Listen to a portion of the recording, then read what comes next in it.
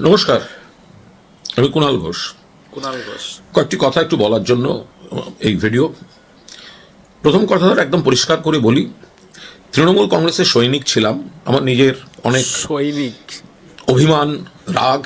আজকে যারা যত কিছু বলছেন 13-14 সালে আমি নিজে আমার জীবন দিয়ে যন্ত্রণা কাকে বলে দেখে এসেছি। তারপরেও দলের প্রতি আনুগত্য রেখে এই দলটাতেই ছিলাম, আছি। এবং খুব পরিষ্কারভাবে বলছি, আমি অন্য দল সরকার গড়লেও আমি তৃণমূল কংগ্রেসের সৈনিক ছিলাম, আছি এবং থাকবো। যে আনুগত্যের পরীক্ষা আমি দিয়েছি, আমার নিশ্চয়ই দলের কিছু কর্মপদ্ধতি, কিছু কাজ, আমার নিশ্চয়ই সেখানে প্রতিবাদ আছে, অভিমান আছে, বক্তব্য আছে। কিন্তু আমি দলের প্রতি বা আমার সহকর্মীদের প্রতি আনুগত্য বা নেত্রীর প্রতি আনুগত্য থেকে সরিনি, আমি সরছি না। অন্য দল সরকার গড়বেন, কিন্তু আমি এই সব কথা বলার সময় এটা নয়, বা আমারও এটা ধাতে নেই যে আমি এখন অন্যরকম বিরাট কোনো অবস্থান বা আমি রাজনীতি ছেড়ে দিচ্ছি, চলে গেলাম কারণ আমি এত সমালোচিত হই বা এই হই তাই হই, অমুক তমুক। আমি এসব পার্টি নই। আমি তৃণমূল কংগ্রেসে থাকবো, তৃণমূল কংগ্রেসে আছি। এবং গত কয়েকদিন যেটা যাচ্ছে সেটা হচ্ছে বিভিন্ন জায়গায় আমাদের কর্মীদের, আমাদের বেলেঘাটাতেই যে আক্রমণ হচ্ছে, সন্ত্রাস হচ্ছে বা হয়েছে, সেটা কিভাবে কমানো যায়, সেটা কিভাবে থামানো যায়, তাদের পাশে কিভাবে থাকা যায়। যাকে মারা হয়েছে তার পরিবারের পাশে মর্গ অবধি যাওয়া, সেখানে যত তাড়াতাড়ি বডি বেরোয়, শ্মশানে যত তাড়াতাড়ি হয় কাজ হয়, যতটা সম্ভব পাশে থাকা যায় করছি। যেখান থেকে খবর আসছে, কাউন্সিলরদের সঙ্গে যোগাযোগ রাখছি, তারা যা বলছেন, থানা, পুলিশ, অ্যাডমিনিস্ট্রেটিভ, যেখানে কোনো অঘটন ঘটেছে, কারো কোথাও আক্রমণ বা কিছু হয়েছে, আমি শটান বেশ কিছু জায়গায় নিজে গেছি, আবার বেশ কিছু জায়গায় আমি যাইনি। তার কারণ হচ্ছে আমার যাওয়াটা কোনো ব্যাপারই না, এসব আমি ধরি না। আমি গেলাম, ছবি উঠলো, কুণাল ঘোষ একেবারে ময়দানে, এখন সেই সময়টা নয়। কুণাল ঘোষের নামে ছবি বেরোলো, কিন্তু কুণাল ঘোষ ফিরে আসার পর যদি তার উপর আবার অ্যাটাক হয়, কুণাল ঘোষ সেই প্রচারে যাবে না। বরং কুণাল ঘোষ কি করছে, যে সেই এলাকায় ওটাকে শান্তিটা রাখতে কি কি করা যায়, কাদের সঙ্গে কথা বলা যায়, কুণাল ঘোষ দিন রাত সেই কাজ করে যাচ্ছে। রাত 2টো, 2:30, 3টো অবধি করছে, থানাকে বলছে, পুলিশকে বলছে, যা যা করার সব করছে। কিন্তু যেখানে নিজে যাওয়া, যেখানে নিজে গেলে যার কাছে যাচ্ছি সে বিপদে পড়বে, এই মুহূর্তে কটা দিন একটু ঠিক করে ব্যাপারটাকে কন্ট্রোলে আনা, এবং সেটা খানিকটা হচ্ছে। এবং কিছু ক্ষেত্রে যাদের বিরুদ্ধে অভিযোগ তাদেরও অনেকেই সহযোগিতা খানিকটা করার অন্তত আশ্বাস চারপাশে দিচ্ছেন। এবং এখানে দুটো ভাগ আছে, একটা হচ্ছে বিজেপিরই অনেকে অতি উৎসাহী হয়ে আক্রমণ করছেন বা বাড়াবাড়ি করেছেন, আবার উল্টো দিকে আমাদের দলের কেউ কেউ এমন কিছু স্থানীয় ভিত্তিতে আচরণ করেছেন বা লোকের বিরক্তির কারণ হয়েছেন, সেইটা এখন এই সুযোগে বেরিয়ে আসছে। ফলে দুটো আলাদা জিনিস। ফলে দুম করে সব ব্যাপারটাতেই এগিয়ে গিয়ে একরকমভাবে একই সুরে প্রতিবাদ করা, সেটা হয় না। আমাদের কেস টু কেস দেখে সেই মতো করে করতে হচ্ছে। যেখানে আমাদের কোনো দোষ ছিল, সেখানকার প্রতিবাদ বা সেখানকার রিয়াকশন একরকম, আবার যেখানে অতি উৎসাহে বাড়াবাড়ি করছে সেটা একরকম। 2021 সালে কি হয়েছে, আমি নিজে এই মানিকতলা এলাকার একাধিক বিজেপি কর্মীকে নিজে দাঁড়িয়ে থেকে বাড়ি পৌঁছে দিয়ে এসেছি, বাড়িতে ঢুকে বাকি তৃণমূল কর্মীদের বলে দিয়ে এসেছি।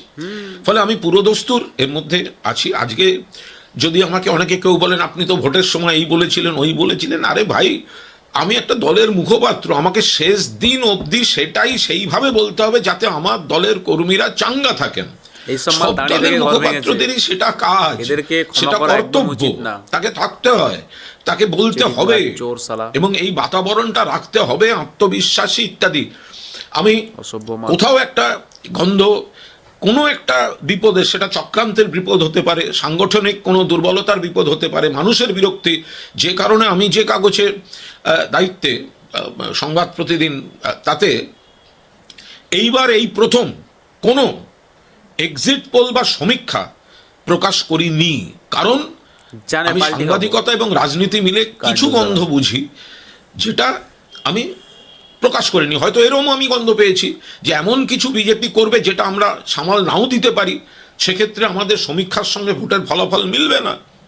জানতো তো আমি যা করেছি আমার কর্তব্যে করেছি। এবার কেউ যদি আমাকে মনে করেন গালমন্দ করবেন, এগুলো আমার কিচ্ছু এসে যায় না। আমি আমার কর্তব্য করেছি, আমি যেখানে দাঁড়িয়ে আছি করেছি, এবং এখনো আমি তৃণমূল কংগ্রেসেই আছি, তৃণমূল কংগ্রেসেই থাকবো, আমি কর্মীদের পাশে থাকবো, পাশে আছি।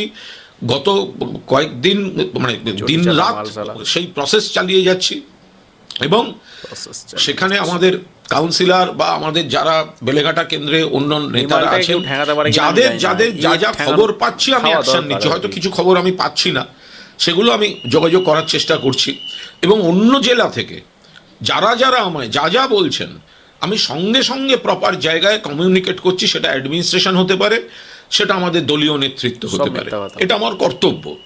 ফলে আমি ওই রাজনীতি ছেড়ে দিলাম, বসে গেলাম, আমি ট্রোলড হলাম। আরে আমি 13-14 দেখে এসেছি, একা লড়েছি। গত 3বার হয়তো আমি একটু বেসুরো কথা বলেছি বলে 2-3বার আমাকে দল সাসপেন্ড পর্যন্ত করেছে। তো ফলে আমি কুণাল ঘোষ এইসব একটা, হ্যাঁ সরকার, আমরা একটা সময় এইসব এলাকায় রাজনীতি করেছি, তখন সিপিএম এর পুরোদস্তুর সরকার ছিল। পরবর্তীকালে আমি সাংবাদিকতা করতে গেছি, পুরোদস্তুর সিপিএম এর, এখানে আমরা দেখেছি সিপিএম এর তাণ্ডব কি জিনিস। ফলে পুলিশ পেছনে নিয়ে, প্রশাসন পেছনে নিয়ে পলিটিক্স কুণাল ঘোষ করেনি, কুণাল ঘোষ করবে না। কুণাল ঘোষ টিম নিয়ে, সহকর্মীদের নিয়ে মানুষের কাছে দাঁড়িয়ে জনসংযোগ রাখা কুণাল ঘোষ পছন্দ করে। আমি নানা কাজ করে এসেছি, রক্তদান থেকে শুরু করে, সামাজিক অনুষ্ঠান থেকে শুরু করে, ক্লাব, ক্রিকেট, ফুটবল, পুজো, ঈদ, আমি আমার মতো চেষ্টা করেছি। বেলেঘাটার মানুষকে ধন্যবাদ। এর মধ্যেও অয়ন চক্রবর্তী, আমার নির্বাচনী প্রধান এজেন্ট, মৃত্যুঞ্জয় পাল, শক্তিপ্রতাপ সিং, সুশান্ত থেকে শুরু করে আমাদের যারা অক্লান্ত পরিশ্রম করেছে, আগলে রেখেছে, ওয়ার্ডে 8টা ওয়ার্ডে, সেখানে কাউন্সিলররাও রয়েছেন, আমি তাদের প্রতি কৃতজ্ঞ। কিন্তু আজ অনেকের মধ্যে একটা ছটফটানি দেখছি। সরকারটা যেই একটা বদল, একটা বিরাট ছটফটানি, যে আজ তৃণমূলের এই খারাপ, ওই পারে কি খারাপ বলছো ভাই তৃণমূলের, আমার থেকে বেশি কেউ বলেছে, আজব কথা। তখন আমি কাউকে পাশে পাইনি। আজকে এইসব গপ্প শুনে আমার লাভ আছে, কিন্তু আমি দলের প্রতি আনুগত্য দেখাতে কোথাও পিছিয়ে যাইনি। যেদিনকে আমার যেটা আমাকে ট্রোল করতে দেখানো হয়, ওই পুলিশের ভ্যান ইত্যাদি, আমি সেদিনকেও আমার চাঁদাটা আমি দলকে দিয়েছি। কারণ আমার অভিমান বা রাগ যদি 2-3 জনের উপর হয়, আমি গোটা দলটা থেকে আমি কেন চলে যাব, কেন আমি তাদের সঙ্গে থেকে আমি করে যাবো। আমি এই দল বা এই তৃণমূল কংগ্রেসের ক্ষমতায় আসার পেছনে আমিও তো কাঠবিড়ালি ছিলাম। ফলে আমি কোনো জায়গায় 1 ইঞ্চি পিছিয়ে যাচ্ছি না। আমি নেত্রী মমতা বন্দ্যোপাধ্যায় যে শক্তিটা তৈরি করেছেন, এর মধ্যে অনেক ঠিক আছে, এর মধ্যে আমাদের মধ্যে আত্মবিশ্লেষণ দরকার। অনেক ভুল আছে, এবং বিজেপি নির্বাচন কমিশনকে দিয়ে আপনি ষড়যন্ত্র বলুন, যা বলুন, ইত্যাদি বলুন, আমি সবকটা এগ্রি করি। আমি নিজে সাক্ষী, আমাকে ধাক্কা মারতে বার করে নিয়ে যাওয়া হচ্ছিল কাউন্টিং এজেন্ট এরিয়া থেকে। মৃত্যুনার আমার তো মোটামুটি যা গালাগালি সেদিন করে আমাদের বার করে দিয়ে লুট করতে চাইছিল, আমরা মাটি কামড়ে না থাকলে ও সিট বেরোতো না, সব ঘুরিয়ে দিত। পরে আমাদের ভোট কর্মীরাই বলেছেন। তো এই জায়গায় দাঁড়িয়ে তো আমি কোনো অবস্থায়, আমার হাঁটুও কাঁপছে না, হ্যাঁ 4-5টা ডিস্টার্ব হচ্ছে, একটা কাঠামো বদল হয়, তো এটাই তো জায়গা যে আমি সুসময়ে যদি দলের আমি থেকে থাকি, তাহলে আমি দুঃসময় রাতারাতি আমার চিত্তচাঞ্চল্য দেখা যাবে কেন? বিজেপির মধ্যেও আমার পরিচিতি বা আমার কোনো পরিচিত নেই তা নয়, সিপিএমেও আছে, কংগ্রেসেও আছে, এসইউসিতেও আছে, কারণ আমি দীর্ঘদিন সাংবাদিকতা করেছি বা দীর্ঘদিন ধরে এইসবের মধ্যে আছি। কিন্তু আমি এবার কি করব, আমারটা একটু ভেবে দেখো। তারাও ভাবার পরিস্থিতিতে নেই, বিরাট জয় পেয়ে বসে আছেন, আর আমিও বলার পরিস্থিতিতে নেই। তার কারণ আমি আলেকজান্ডারদের স্যালুট করতে পারি, কিন্তু আমি পুরুন নীতি থেকে সরব না। ফলে সেই জায়গায় দাঁড়িয়ে আমি সবাই শান্তিতে থাকুন, শান্তি রাখুন, এবং তৃণমূল কংগ্রেস পরিবারকে আমি অনুরোধ করব, চ্যালেঞ্জিং পিরিয়ড, একসঙ্গে থাকবো, চিত্ত চাঞ্চল্য যাদের ঘটুক, কেউ যদি চলে যেতে চায় একবার বোঝাবেন, নইলে বোঝাবারও প্রয়োজন নেই। আমরা সামনে আরো সময় আছে, আমাদেরও দোষ ত্রুটি ছিল। এখন হাওয়া মোড়ক যেগুলো সব পরে এসে জুটেছিল, তো সেগুলো এই হাওয়ায় সব রং বদলাতে শুরু করেছে। তো বদলে নিক, চলে যাক, কি আছে, বিজেপি দুদিন বাদে বুঝবে এই ধান্দাবাজিরা হাওয়া এসেছিল আবার ওদের কাছে গিয়ে ভিড় করছে। সোমবার দিন রাতারাতি, সোমবারের পর যারা রাতারাতি কয়েক ঘন্টার মধ্যে বিজেপি হচ্ছে, তো তারা যে বিজেপির কত বড় সম্পদ হবে বিজেপির নেতারা সেগুলো ভেবে দেখুন। এই ভুল তৃণমূলের কেউ কেউ করিয়ে দিয়ে গেছেন, তো বিজেপি ঠিক করুক তাদের, কিন্তু আমার এসব হেডেকের বিষয় নয়। আমি আগামী রাজনীতি কি হবে, কোন দিকে যাবে, তৃণমূল কতটা লড়বে, এটা তো আলাদা পার্ট। আমি অত লং টার্ম, আমি অত বড় নেতা নই, কিন্তু আমি আবার মাটির গন্ধ খানিকটা অভিজ্ঞতা থেকে বুঝি। তো আপাতত আমার এটাই সিদ্ধান্ত, এবং আমি গত কয়েকদিন দিন রাত আছি। আমি চারটি ক্যামেরা নিয়ে আমি কোনো এলাকায় গিয়ে নিজের ছবি তোলাতে পারি যে আমি দুর্গতদের পাশে, কিন্তু আমার মনে হয়েছে দায়িত্ব জ্ঞানীন কাজ হবে। যেটুকু যাওয়ার যাচ্ছি, যেখানে যাওয়ার যাচ্ছি, সকাল 9টায় হলেও যাচ্ছি, রাত 12:30টায় হলেও যাচ্ছি। বাকিটা পুলিশ প্রশাসন দিয়ে। আগে আমার কাজ কর্মীদের পরিস্থিতিটাকে ঠান্ডা করা, তারপরে আবার দলীয় রাজনীতিতে আস্তে আস্তে কাজকর্ম সামাজিক শুরু করা, প্রাথমিক উত্তেজনাগুলো ঠান্ডা করা। বিজেপিকেও অনুরোধ করব, সিপিএমকে অনুরোধ করব, আরে আপনাদের হলো লেনিন মূর্তি যতদিন মমতা বন্দ্যোপাধ্যায় তৃণমূল কংগ্রেস সরকার ছিল কেউ হাত দেয়নি, যেভাবে ভাঙা হয়েছে এখন আপনারা নিজের নাক কেটে পরের যাত্রা ভঙ্গ করতে গিয়ে কি করেছেন সেগুলো সব দেখুন।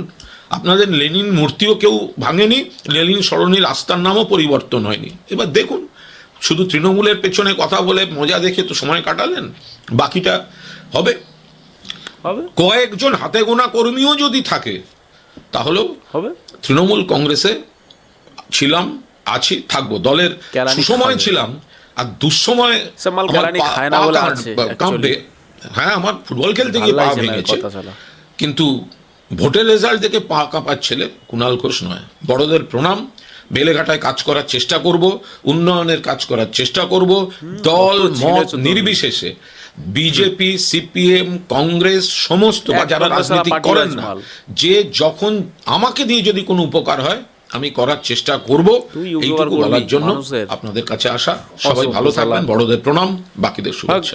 আপনারা এতক্ষণ যে ভিডিওটি দেখলেন, এটা হচ্ছে পাল্টিবাজ, চিটিংবাজ, চোর, জোচ্চোর, বাটপার কুণাল ঘোষ। 1 নম্বরে চোর, জোচ্চোর, বাটপার কুণাল ঘোষ। তার কারণ হচ্ছে এটাই, এই চিটিংবাজ, এই জোচ্চোরটা যতদিন পর্যন্ত টিএমসিতে ছিল, মানে টিএমসির মুখপাত্র ছিল, জবি ছিল, যে আমার তো দেখা দরকার নেই। তো যাই হোক, তো এই ব্যাটার মুখের ভাষা আর কথা যদি তোমরা দেখো, সেই পুরোনো ভিডিওগুলো তোমরা দেখো, তা তোমরা সবাই এসে মুখে জুতোর বাড়ি মারবে। সিরিয়াসলি ভাই, এই জুতোর বাড়ি খাওয়ার ছাড়া আর কিছুর যোগ্য না। এই মানুষটা এত বদমাস, এত দোগলা, এত অসভ্য, এত চটিচাটা মাল, এর মতো মাল টিএমসিতে আজ জঘন্য আর দুটো নেই। আমি বলতে পারি টিএমসি, আমি হাতে গুনে বলতে পারি যে কিছু কিছু মাল 1 নম্বরে জঘন্য। ফার্স্ট হচ্ছে এই কুণাল ঘোষ। এই কুণাল ঘোষের মতো বর্জ্য পদার্থ মাল যদি কোনো দলে থাকে, সেই দল 1 দিনের মধ্যে নষ্ট হয়ে যাবে, 1 দিনের মধ্যে নষ্ট হয়ে যাবে, 1 সেকেন্ডের মধ্যে নষ্ট হয়ে যাবে। এই চিটিংবাজ, এই চোর, এই বাটপার এখন কথাবার্তা কি বলছে শুনেছেন? যে কুণাল ঘোষ মানুষের পাশে আছে, কুণাল ঘোষ মানুষকে সাহায্য করছে। আরে স্যার, তুই কি সাহায্য করছিস?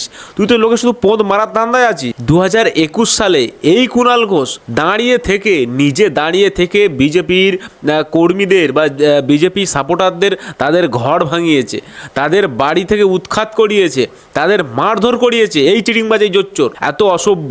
আর এই অসভ্য এখন যেই বিজেপি উঠে গেছে সেই পাল্টি খাচ্ছে। শালার পাল্টিবাজ, অসভ্য শালা, মানে অমানবিক একটা নোংরা শালা, নর্দমার কিট। এই সমস্ত মাল কেন বেঁচে আছে আমি বুঝি না।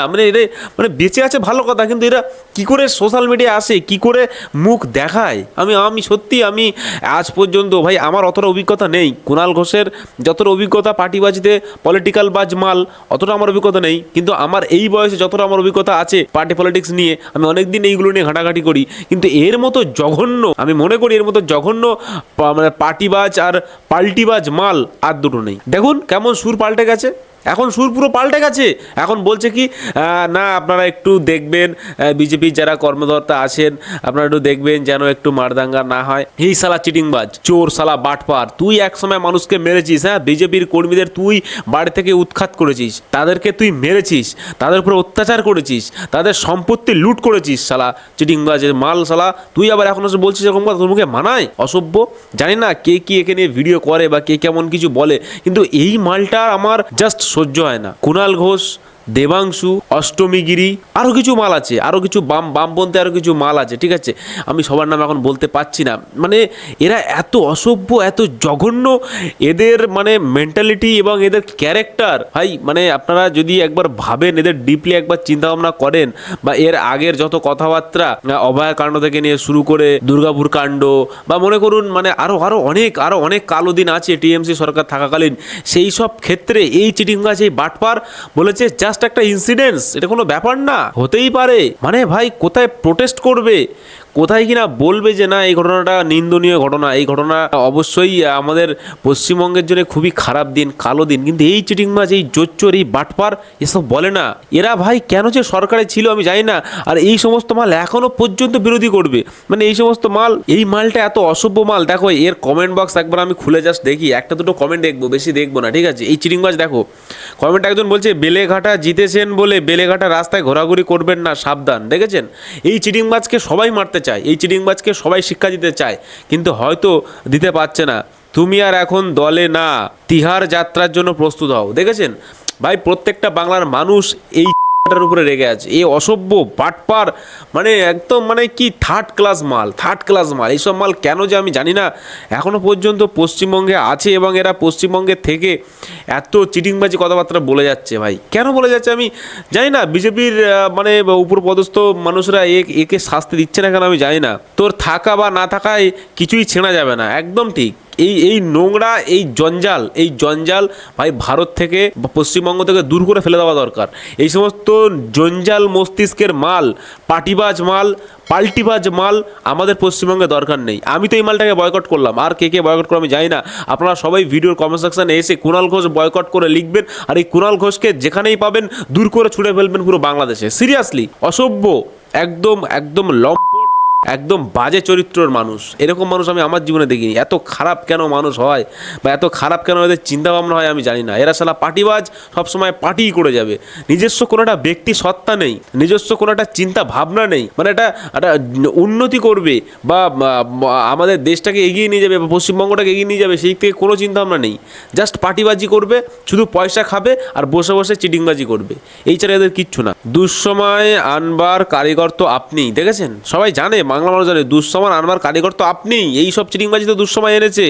চোর তো চোরের দলেই থাকবে, এটাই স্বাভাবিক। তাহলে এ শালা চোর, তো শালা চোর, জোচ্চোর, চিটিংবাজ, এক নম্বরের মাল। আপনি কি মনে হয় অন্য কোনো দল আপনাকে নেবে? হ্যাঁ নেবে, শালা লাথি মেরে দূর করে দেবে। যা অন্য কোনো দলে যা, পোঁদে লাথি মারবে, একদম দূর করে গঙ্গা নদীতে ফেলে দেবে। এবার শালা সবাই একে খিস্তি মেরেছে ভাই, সবাই একে অপমানজনক। এর প্রচুর বড় কমেন্ট আছে, ঠিক আছে। 4 মেতে তোকে তো মর্গে দেখতে চেয়েছিলাম, দেখেছেন, কিন্তু 4 দিন কেটে গেলেও সেই সৌভাগ্য তুই এখনো হলো না, যদিও আশা ছাড়েনি। দেখেছেন, মানুষ এখনো আশা করে আছে যে এই মালটাকে মর্গে দেখবে। সিরিয়াসলি ভাই, আপনারা হয়তো একে চেনেন না, অনেকেই আছেন হয়তো নতুন আমার ভিডিও দেখছেন, কিন্তু এর চরিত্র এত বাজে, এত নোংরা, এত জঘন্য, পাটিবাজ মাল। এই সমস্ত মালের আমার মনে হয় না বাংলায় থাকা উচিত। তারপরে আরো বেশি আমি বলবো না, বললে আবার খারাপ হয়ে যাবে, বলবে যে আমি ওর হয়তো আবার মানে খারাপ কিছু কামনা করছি, কিন্তু ওরকমটা না। কিন্তু কমেন্ট সেকশনে মানুষ কিন্তু বলে দিয়েছে ওর মৃত্যু কামনা মানুষ করছে, ঠিক আছে। মানুষ কেন মৃত্যু কামনা করছে সেটা আপনারা অবশ্যই ভালো জানেন, আমার থেকে ভালো আপনারা বেশি জানেন আর কি। শুধু কুণাল ঘোষ চোর, কুণাল বলুক। আচ্ছা যাই হোক, রাস্তা ছাড়া হলো, বঙ্গের কোষ্ঠকাঠিন্য দূর হলো, এটাই স্বাভাবিক। হ্যাঁ ভাই, চোরকে ভোট দিয়ে জেতানোর জন্য বেলেঘাটার মানুষকে অসংখ্য ধন্যবাদ। সালা বেলেঘাটার মানুষ আপনারা এতটাই বোকা, এই চোরকে আবার আপনারা নির্বাচন করেছেন। সত্যি এখানে ভাই প্রচুর আছে, তোমার একটাই জায়গা আছে, সেটা হলো জেল, তাই তৈরি থাকো। একদম ভাই, একদম সত্যি কথা বলেছে প্রত্যেকটা মানুষ, বাংলার মানুষ, এবং বাংলার মানুষ সবাই বুদ্ধিমান, বুদ্ধিজীবী মানুষ। আমি জানি এই চিটিংবাজটাকে বাংলার মানুষ আর জায়গা দেবে না। আর আজকে ভিডিও এখানে শেষ করবো। ভিডিও ভালো লাগছে লাইক করবে, চ্যানেল সাবস্ক্রাইব করে দেখাবো একটা পরবর্তী ভিডিওতে। তো সব ভালো থাকবেন, নিজেদের খেয়াল রাখবেন, বাংলা থাকলে বাংলাকে ভালোবাসবেন, আর মন থেকে বলে যাবেন ভারত মাতা কি জয়।